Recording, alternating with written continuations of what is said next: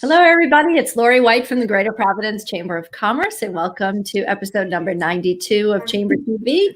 Great to see you all today, and it's especially great to see our fantastic Superintendent of Schools in Providence, Superintendent Peters. Superintendent, how are you today? We are, well, very excited, coming off a great Thanksgiving break, and I hope everyone had a chance to recharge, but we're doing well. Really. Oh, fantastic. That is so great to hear. We have lots of issues to talk to you about today. I mean, of course, there's nothing going on in your life, right? It's been a quiet period. But yeah, we, at the Chamber, we were speaking with Commissioner Infante Green a couple of weeks ago, and she was talking about the amazing work you and your team are doing in Providence, managing the virus, managing the schools, and really impressive stories about what you yourself are doing, going out on the road and visiting with parents in person and checking up on them and letting them know that you care. And I know you have lots of observations about the importance of in-person learning. So we will get to all that. First, begin by asking you, how are you doing? How's your family? We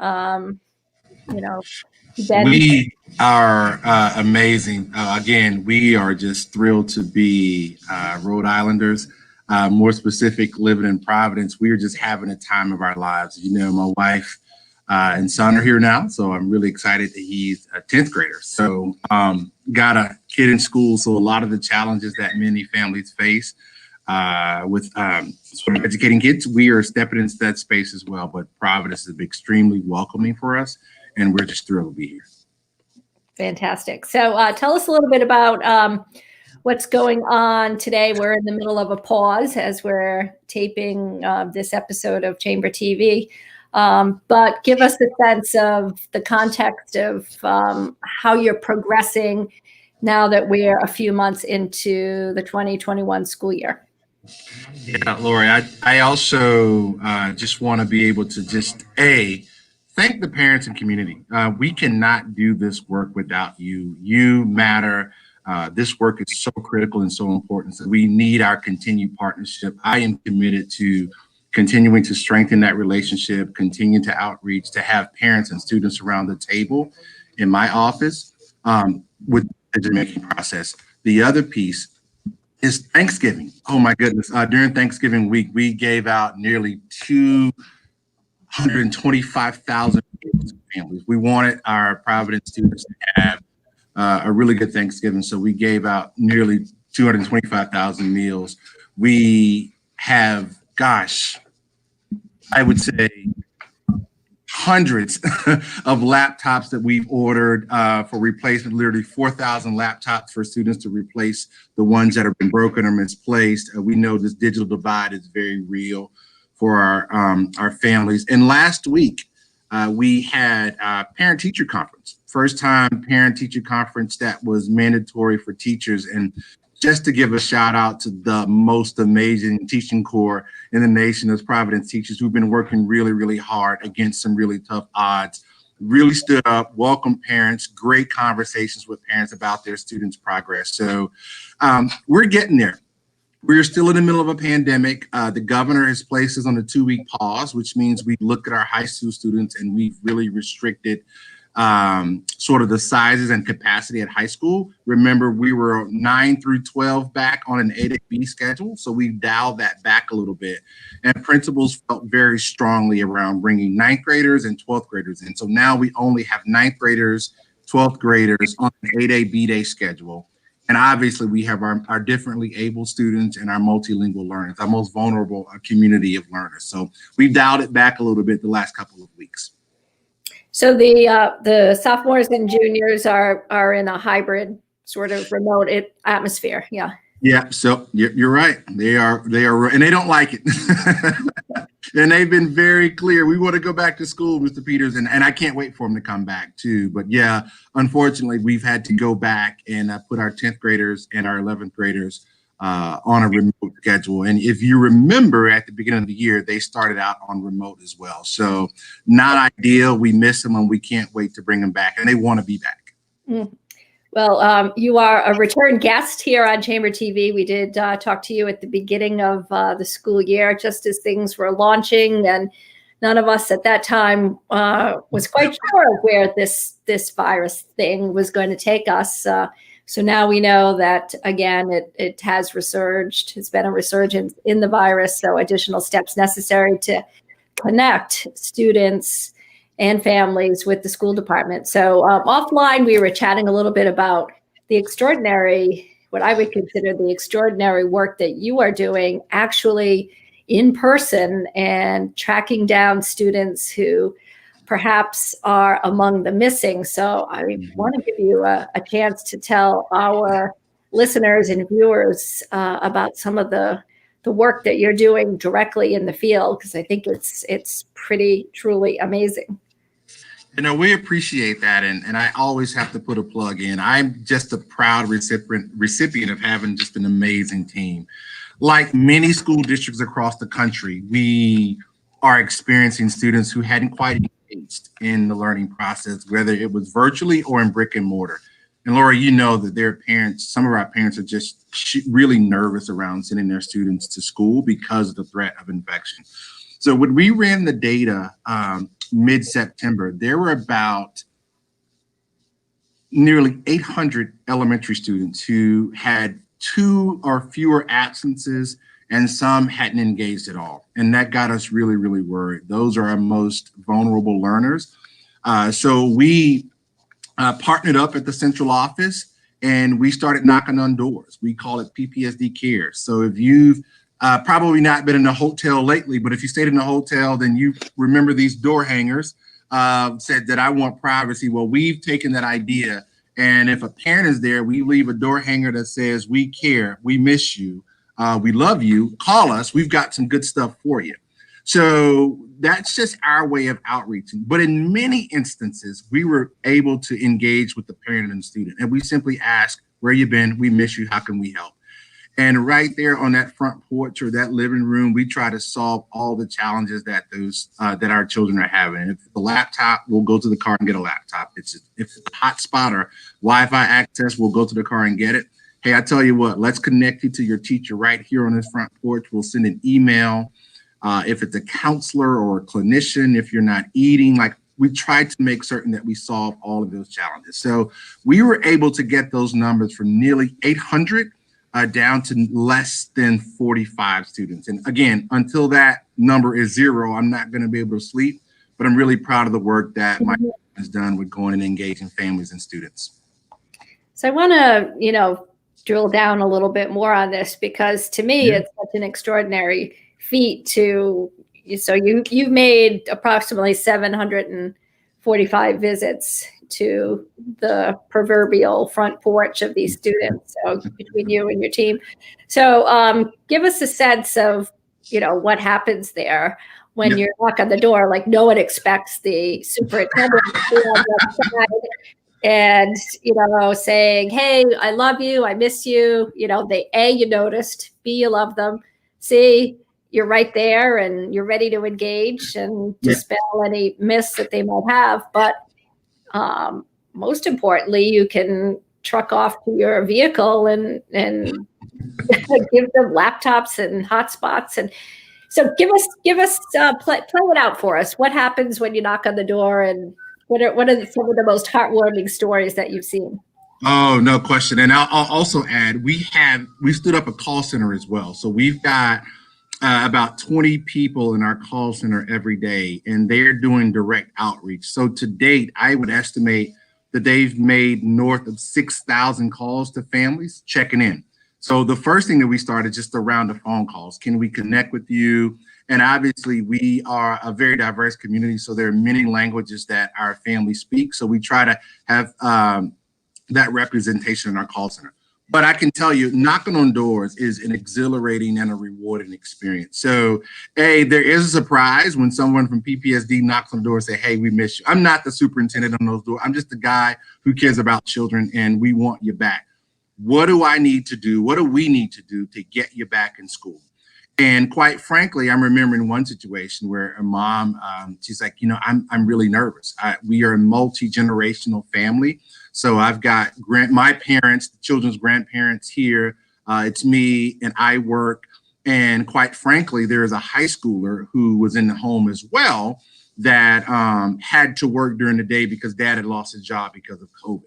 So, obviously that is a very, very difficult situation. So we got the high schooler on our virtual learning academy. And the way that we've built the virtual learning academy is that it's self-paced. So it's not necessarily you have to engage with the teacher during the regular normal hours. If you work during the day, then you can hop on at night, complete your assignments. Those classes are open also on the weekends, so you can engage. That was very helpful for that student who had to work. Mom also had two younger children who said, I am just very nervous around sending my children to school because I don't want them to come in and infect my mom and my aging mom and dad. So not a problem. Let's get them enrolled in the virtual learning academy. So right then and there, we called the virtual director. Do we have spots? How do we get spots? Let's connect them with the teacher. Let's get them with computers and got them hooked up right there, Laura. So that was one of the success stories that we're really, really proud about. But you can imagine having a very diverse community, that there are just challenges across the spectrum that our families face with. And some of our families are undocumented, and they also have a reticence or a reluctance to engage with government entities. And believe it or not, a school system is a government entity. So being able to work with some of our community partners that they know and that they trust to help us build that bridge to those families has been helpful as well. What do you do to empathize and to get families that are fragile to, in fact, be able to trust? Yeah. So first of all, there are certain agencies that directly work with our families. So we've got like the Housing Authority, we've got tons of community agencies that directly service those families that they trust. So our goal is to make those connections so that parents will understand and welcome us and hopefully understand that we're not a threat. The other piece is we've got teachers and administrators who have strong relationships, our counselors and our social workers. So we also try to act with and through them as well, because I want to be very clear. There is nothing that replaces the relationship that the school has with that family. So we work very closely with the school, and they are really good about helping us sort of connect with families as well, because many times parents and communities see the school also as a haven and as a place that they can get support. Mm-hmm.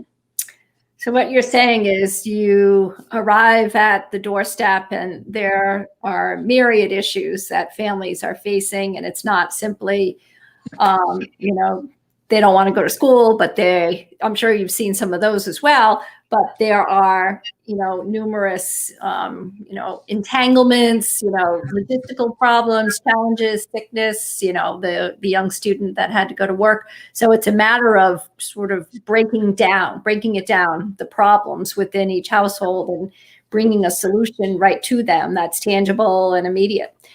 So tell us about this notion of the laptop in the car and remedying those situations. So give us a flavor of how that sounds, because it's so valuable with the digital divide, the work that you're doing to erase that divide. Laura, you said it. You put it perfectly. Not only in Providence, but we've realized just across the nation that the pandemic has really exacerbated the inequities that sort of surface in many school districts.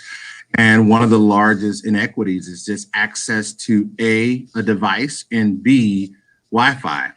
And we work with many of our partners who've donated funding and all donated hotspots to really hopefully erase that divide. And obviously there are still challenges that we're facing. So we're working with our private funders for more resources, working with city government to expand the city's Wi-Fi access, because what we want to do is exactly what you described. We want to be able to problem solve and get to yes for every one of those families that we knock on their door and they need support.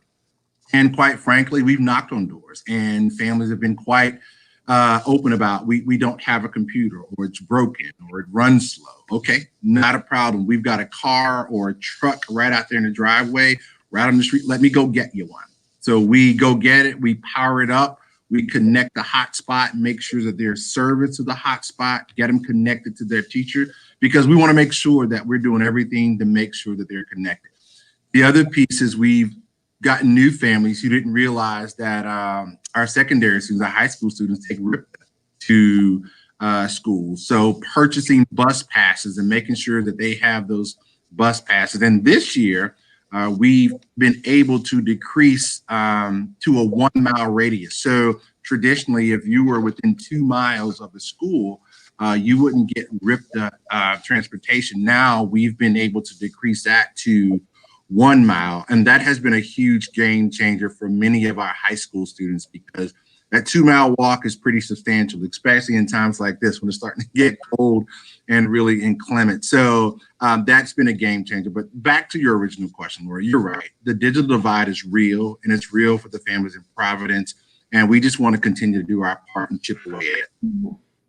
What kind of reaction do you get when you retrieve a laptop from the car and set it up and say, here you go? Well, for me, I look at it as if it were one of my children. And I would want the school system to do everything that they can to support the needs of my children. It's a very humbling moment. It also reminds me of the privilege that I have, but it also grounds my belief in how we are in a service-focused organization. And that's my vision for Providence Public Schools. We continue to step in this space of service where we understand who matters most and why we do this work. And that is why we do this work, and by all means necessarily. This pandemic has created some challenges, Laurie, but it has also created so many innovative opportunities. Like, no longer can we say, no, we don't have that class at this school. Yes, we do.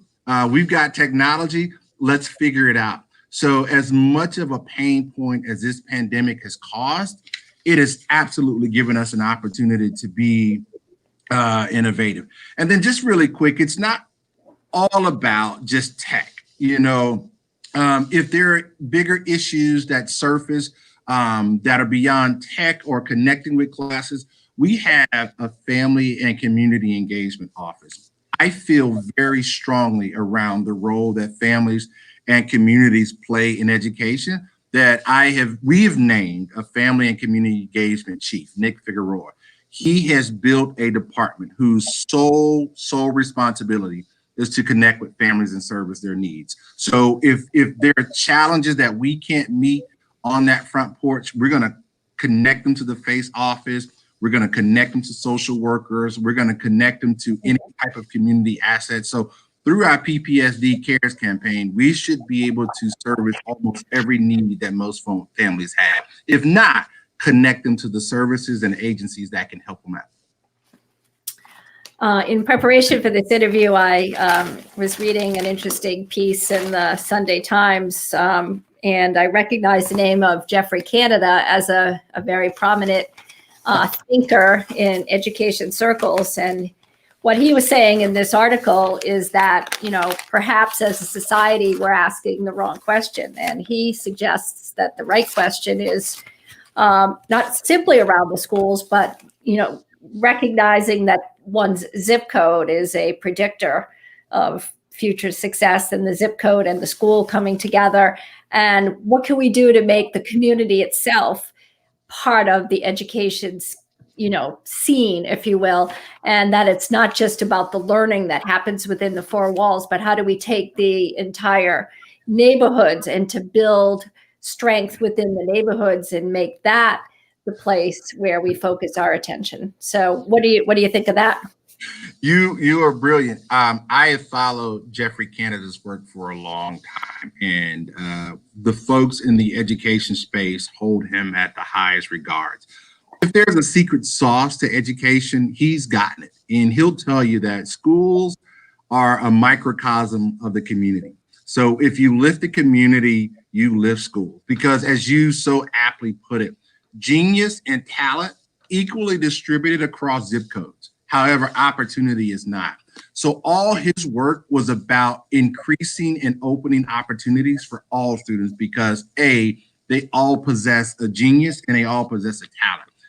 His work, I think his groundbreaking work, starts from birth all the way through graduation. And I think school districts are starting to get it now, how important early childhood is. So you'll start to see in Providence Public Schools that we're doubling down and trying to increase the number of early childhood seats. We're also trying to work with our neighborhood daycares to ensure that there's quality. And again, these things span beyond the scope of the school district, but we believe we have a commitment and a responsibility to ensure that every child, by the latest, is reading by third grade. Third grade, you should have been reading for 2 years. But just so happens we've got to put an extra set of supports in place. We want to make sure from birth all the way through 12th grade that you're getting support. And that's the work that Jeffrey Canada has led with the Harlem Children's Zone for so long. And he has certainly, I would say, coined a pretty powerful blueprint for school districts to sort of pattern their work after. A lot of the things that he's talked about, a lot of the things that he's led have been part of my theory of action for a number of years. Mm-hmm. So in his piece, he says, researchers have made it clear that the neighborhood where a child grows up is perhaps the chief determinant of that child's social and economic mobility, and that's for the rest of his or her life. We coined this phrase that your demographics shouldn't necessarily determine your destiny, and it shouldn't.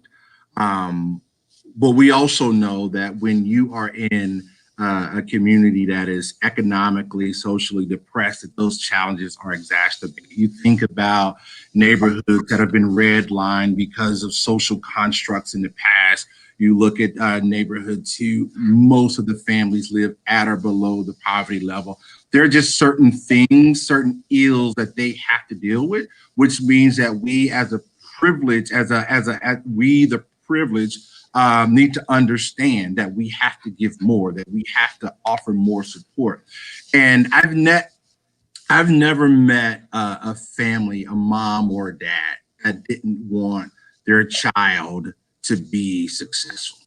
Never. And I've been doing this work for a long time, and we have to understand, believe, and support the notion that parents send us the very best that they have. And it's our job to take what they send to school and accelerate that.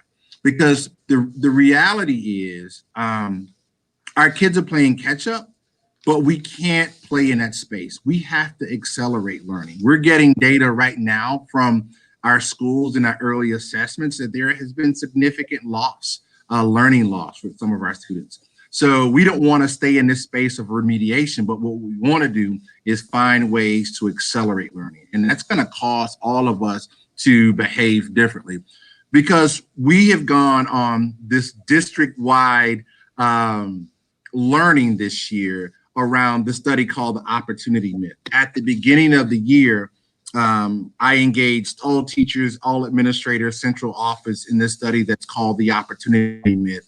And it was developed by the New Teacher Project, TNTP.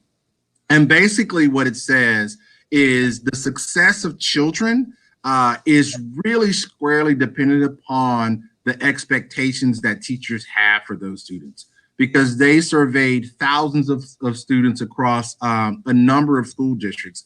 And what they found is that many of the students of color, many of the students that lived in poverty weren't even getting grade level instruction. So we have recommitted to ensuring that all children get grade level instruction, and that when students walk into class, when they walk into our schools, that there is an expectation that you will learn and that you will learn at really, really high levels. So it's definitely about an expectation. But back to your original point is that the community plays an important role in the lives of our students. And our job is to ensure that we're supporting communities and that we're supporting students.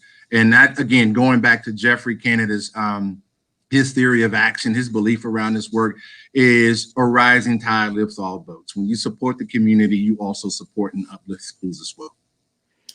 You expressed that so beautifully, and I want to thank you for sharing that with us and making it so clear. One of the other comments that I've been reading is that perhaps in some districts around the country, and I'm not sure about Providence, but there's a digital divide that exists among teachers where they don't have the right equipment. Have you ever seen any of that here? Absolutely, no question. We have about 2,000 laptops on the way for our teachers. Our teachers have had Chromebooks, and they were trying to deliver high quality virtual instruction on materials that don't align to the ability to do that. So we know that all of us, when I say all of us, school districts across the country are scrambling for a really limited supply of technology. So in a few weeks, I'm expecting a truckload of laptops, and I am happy to be able to give teachers the laptops that they can use. That's also going to help move their practice and supporting kids to the next level, because you're right. We are seeing an extreme divide with what teachers need, what teachers have versus what they need, and not just devices, but professional development. I mean, teachers have talked long and hard about, I want to do this work. I love my children. I want to be the best that I can be, but I need some training and support. So this year we've had record numbers of professional developments where teachers have responded very positive in our surveys that this is what I need. We need more of this. I think that the opportunity for us is to continue to listen to teachers, to see what they need, but they've been very, very loud and very, very proud about, hey, we need certain resources. And I'm happy to be able to bring some of those to them. And we've never brought teachers back early. This year, we brought teachers back 5 days early without students, just to prepare lessons, just to get ready for a COVID re-entry, and also to give them some of the much needed professional development that they had requested. So you're right, the digital divide for teachers. And also, we can't assume that teachers have wireless access at home either. So we've given hotspots to teachers as well. So we have to be more responsive and well-rounded when we're supporting not only our students, but also our amazing teachers that are doing this work every day. Well, as you said, it's an opportunity to innovate and to get creative and to, employ solutions that we never in our wildest dreams thought we would need to employ. So thank you for keeping all that so real and vivid for us. Really, I think it's important that we understand the day-to-day milieu that you're working in, and the kinds of issues and problems that you're facing, and certainly the challenges that you're solving. So let's transition to a topic that we spoke about in September, and that was the district's turnaround plan, otherwise known as the TAP. So tell us a little bit about some of the milestones along the way and how that effort is doing to help the school district, in fact, come back from its poor performance of certainly, a legacy, decades of inadequate everything, from top to bottom. So let's talk a little bit about the TAP. Yeah, well, loud and proud, the community has voiced the need for change. They want better schools. They want better opportunities for their children. That's why I'm exceptionally proud of the TAP, because it has a large footprint of the community. We had a lot of community voices to come together to develop this. I think we talked earlier about the commissioner being on last week or a couple of weeks ago. She probably highlighted the fact that we are at a little bit over the 1-year anniversary of the intervention. And we are ready to roll out some of the accomplishments that we've had year one. And I want to be very clear. as we think about where we are as a district, we are in a much better place. But I also don't deny the fact that there was very hard work that was here before me and before my team. We are not the second coming, but we're glad and blessed to be in this space. So I do acknowledge the hard work of the folks that were before me, and they've paved the way for me and my team to do this work. But we're in a much better place. This is not the old PPSD, and we have so many points to celebrate. One of the things that I am really, really proud of is the community has called us to diversify our teaching force. And the TAP calls out that we need to be recruiting more teachers of color. If you remember, Laurie, last year, year before last, we started the school year off with north of 100 vacancies. So there are 100 classrooms that didn't have a certified teacher. Well, this past year, after the hard work of our community, our HR team, and our recruiting team, we were less than 30 vacancies. Obviously, less than 30 vacancies is still not good enough for me, because that means that there are still students that's going to start the school year off with a substitute, and that's not okay.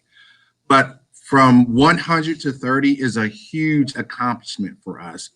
And when we think about the teachers that we hired, nearly 30% of those teachers were teachers of color. So not only are we decreasing the number of vacancies, but we're also diversifying our workforce as well. And that's something that we heard loud and proud from the community, and we were happy to meet that. The pandemic has thrown a bit of a curveball into our turnaround action plan, but I tell you what, it is not doused the fire and the urgency that we need to transform this district. We are still hyper-focused on transforming this community. This school district with the community, which leads me to sort of, I think, my most important point is we are in the middle of a pandemic, but our students don't get a pass. So, Laurie, when we talk about knocking on doors and PPSD cares, this is not for any personal accolades. This is because our children will not get a pass. And as I so often say, when our seniors graduate this year and they're sitting in that college admissions office of Brown University or Rhode Island College or wherever they choose to go, they're not going to be able to look at that college admissions counselor and say, hey, I need a pass. You need to take it easy on me because I went to school during COVID. That just won't happen. So we have to be prepared. And the turnaround action plan is all about that. It creates a sense of urgency with some very high, lofty goals that we believe that we're going to reach and hopefully surpass. But it also gives an opportunity for us to be transparent, do business better, be held accountable by our constituents. So it is really a breath of fresh air in what I believe a school district that is definitely on the rise. What about teacher absenteeism? That was an issue that was clearly in focus, in your focus at the beginning of the year. How is that progressing? Yeah, so teacher absenteeism was called out in the John Hopkins report, and teachers took that personal. Our teachers have stepped up to the plate. I'm not a gambling man, Laurie, but I've always said I've had a lot of experiences around this country in some pretty awesome school districts. But if I were at Twin Rivers Casino and I had to bet on all the teachers that I've been worked for, I'd bet on Providence teachers every day. I believe in them, and I believe in their ability to help move this district. It's very difficult this year to measure teacher absenteeism because, as you've heard, we had a number of teachers that we've had to quarantine, but teachers have committed and recommitted to doing this work. So once we get out or get through this quarantine, I fully expect and get really tangible, clear data, teacher absenteeism to be at a much, much better place. As I visit schools, and I still visit schools, and I have coffee hours with teachers, they're tired. They've got their own families that they also have to serve and support, but they've not taken one iota away from what their children need. They're still leaning in and leaning on our ability to do great things for kids. So I just believe in the collective wisdom and strength of our teachers to show up and show out and continue the great work that they've been delivering this semester. What are your thoughts on the commissioner's strategic planning efforts? She has really immersed yourself in creating a strategic plan that is representative of the collective best thoughts of the community. So we're speaking not just at Providence, but every district in Rhode Island, folding into and contributing to what the collective body believes the strategic direction of Rhode Island public schools ought to look like. Can you share some of the wisdom that you may have provided in that process? No question. I will say that it is an absolute joy to work with and for the commissioner. And it is unequivocally very clear what her North Star is. And her North Star is children. And she leads in that way. She makes decisions in that way. And she holds us accountable in that way. And she has an extreme focus on the most vulnerable community. So it is never a question where she stands and who she's standing for. I found it a really, really strong joy to work with her. What we are hyper focused on her three big rocks. And we know that her three big rocks is community engagement. We cannot do this work. And she consistently reminds us, we cannot do this work with our communities. No longer are we going to do things to communities, we're going to do it with them.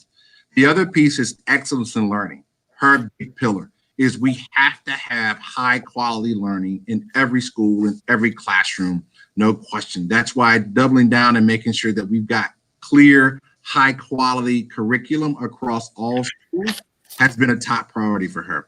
And then her third big rock is world-class talent. We have to make sure that we're putting the best teachers and leaders in front of our children that we can find. And as we find them, recruit and retain them, that we're also developing them and strengthening their capacity and their skills to continue to lead fearlessly, and give the students what they need. So her big rocks is what guide the whole theory of action of the district. And her attention to detail and her sense of urgency has really acted as a catalyst and a motivator for the work that my team and I do. Another one of the pieces that really struck me when I was reading this Jeffrey Canada piece was an adjacent piece about the need for potentially hundreds of thousands of tutors to descend on our schools, to work with our children post-pandemic, to get them to where they ought to be. So this is an out-of-the-box idea, an innovative idea that is being floated in the pages of these newspapers. So I'm wondering what you think about and piggybacking on the idea of what we need are excellent teachers. And you mentioned the new teacher project as well. So how does that all come together to create a scenario where we're flooding the districts and we're flooding the classroom with a new generation of teachers, if you will? No question. And thank you for saying that, because you are right.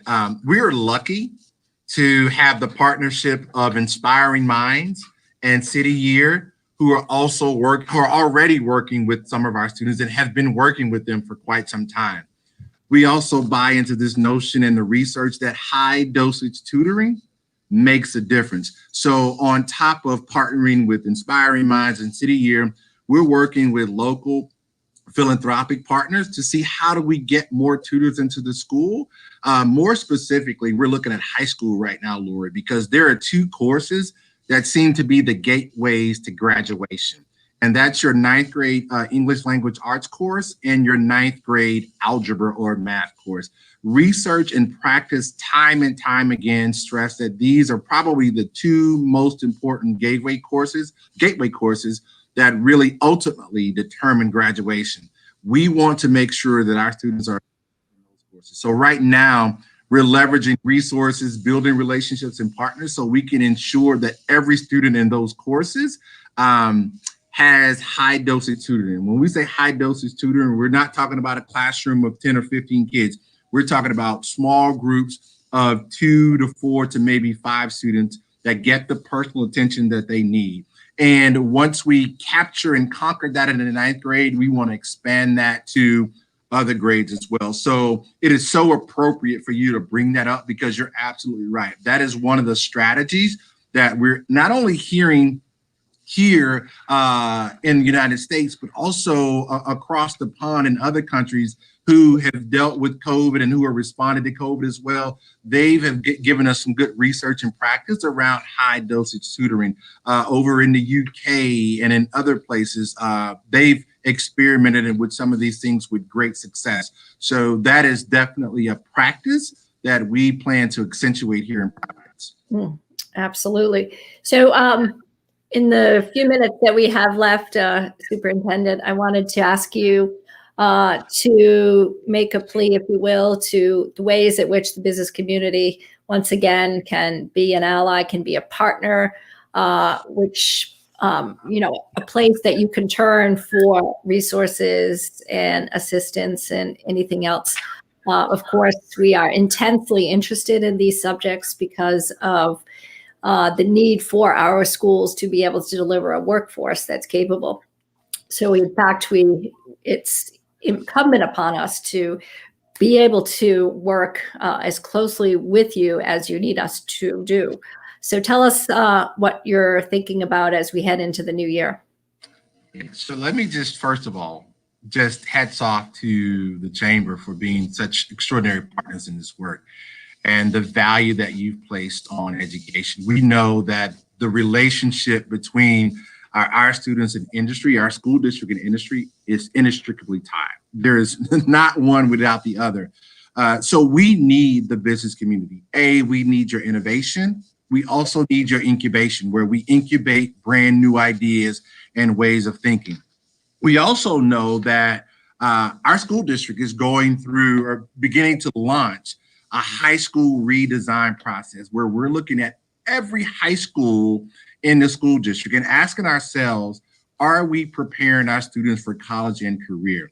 Do we have the community assets? How are we matching the community assets and industry to our high schools? Have we blurred the line between industry, business partners, and high schools? Are we creating internships, externships? Do students have the opportunity to earn an associate's degree right there on campus before they graduate? Are we bringing these high-profile programs to our school for our families to take advantage of? And that innovation and incubation can has a strong sort of foothold in the business industry. So if I had asks, obviously we need your continued partnership, your thought partnership, but also your expertise. We talked about tutors as well. So if you have tutors and mentors, that's going to be a great opportunity for industry to step into this work. But just the fact that we need the incubation and the innovation that you bring to that space, because as the market goes, I think business and industry goes. And for us to understand the trends in the markets, how we should be preparing our students, how we're preparing for the futures, those jobs that we have no idea what they're going to be 10 or 15 years from now, but we know that our students need to be prepared. That's the type of partnership that we need. I have an email address that is specifically designed to as an intake for innovative ideas. And it's just that, innovate@ppsd.org. So all the innovative ideas that business have, that industry has, that business has, industry, community members, our post-secondary partners around innovation, you can email me directly. And I will definitely do outreach and let's talk about it. We are in a space now as a community where we can completely open up the box of innovation and how we do business very differently. The way that we did business, Laura, in the past didn't serve all the students. So there is no appetite to go back to where we were. That's why we need our partnership. That's where innovation lies. And that's the role that it's going to play, not only in our city, but also in our school district. Well, I would argue that industry could learn a lot from you and from your colleagues and the things that you are doing to look at the problems and the situations with a different lens and through a different lens, and to shake it up. And as you say, how do we get to yes and make sure that any of the obstacles are actually true obstacles, and they're not put there on purpose for reasons that may be unrelated, but knocking those down and as you say, being loud and proud about the work that's ahead of us and the vision. So hats off to you. And I know that we could learn a lot by just, paying attention to the energy that you are bringing to this dynamic. It's an all hands effort. Let me tell you something. Providence, we're going to do this. I am completely convinced that we are going to do it. One of my favorite poems by Robert Frost, where he says, we've got miles and miles before we sleep, and we do. But I just want the community to know that we've come so far. We've got far to go. We've got miles and miles before we sleep, but we've done great work. And when I say we, I truly mean we. Once we kick this pandemic to the curb, I'm telling you, we're going to be able to accelerate the opportunities for our children in a way that we've never done before. Mm-hmm. I double down and say we cannot do it by ourselves. Our partners have to be in this conversation. The thing that resonates me most is that collectively, our community wants change. And I just want you to know that PPSD cares. You care too. We want to lead with our hearts, and we want to put children first. And there isn't anything that our kids can't accomplish, given the fact that we put the right supports and we've got caring adults in front of them that are saying, we're not going to allow you to fail. We have to have a social contract with our students where we look them in the eye and says, I'm going to risk everything to ensure that you're going to be successful. And I truly believe that with the community behind us, with the business community behind us, we cannot fail. We won't, and I won't allow it. Well, one area that we feel very strongly about and want to ensure that we let you know that we are in sync with you is your commentary about the importance of young children actually being in school. It's a game changer for them. It is probably one of the most important game changers, Lori. We know that in-person learning matters. We also want to be sensible about the data. And if I could just put a plug in for the governor, who's taken some really, really tough decisions, but has prioritized early learning and has really been guided by the data, the science, and what my grandmother called just good old common sense. We are learning that the virus affects different age groups differently. She's been able to support us with resources where we have been able to mitigate to a very high level the spread of the virus in our schools. That's why we've been able to bring all of our young folks back in our pre-K through 5 classes every day. That matters. That's important. And we're going to reap the benefit of that. And I know that there are competing schools of thought out there, but the data is loud and clear across the country that our youngest learners need to be in school. There are ways that we can keep schools safe, and there are ways that we can protect students and teachers while we're creating these learning opportunities. We have to be ready for the learning gaps. We know that there will be learning gaps. This has just been a pandemic like no other. But I do believe, having had this in-person experience, that we're going to somewhat mitigate the level of learning loss that's occurring. Our actions have consequences. We just have to know that. We teach our children that, and as adults, we know that. So what we're doing now, this notion of delayed gratification, will pay off later. And that is very difficult sometimes for us to see. But we have just, there's a book that I love. It's called The Cathedral Within. And it talks about these huge, just palatial cathedrals that took generations to build. And it talked about that these families, entire generations, started on this great work, believing in what they were building, knowing that they wouldn't be around to see the end result. But we have to know what we're inputting into students now will have a reverberating effect for the rest of their lives. So we know our actions as adults have consequences. So we are definitely tilling the soil right now and planting those seeds. And that's why we prioritized in-person learning. That's really a beautiful way to end that discussion. So we are nearing the top of the hour. So I'd really like to thank you for being with us today and for sharing some of your thoughts and bringing us real live examples that some of us may not fully appreciate in terms of the complexity that's involved in transforming schools and molding children's minds and being able to be a resource, a relevant resource to the teaching cadre and to the staff. So I want to repeat the email address that you mentioned. It's innovate@ppsd.org. Is that correct? Yep.